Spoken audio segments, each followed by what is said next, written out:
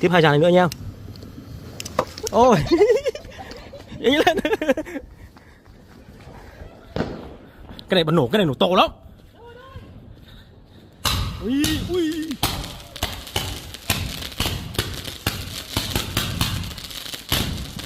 Hai dàn đẹp nhá.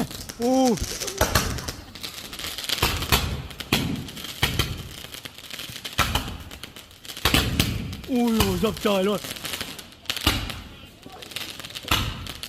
Một dàn nổ nhanh hơn hay sao ấy.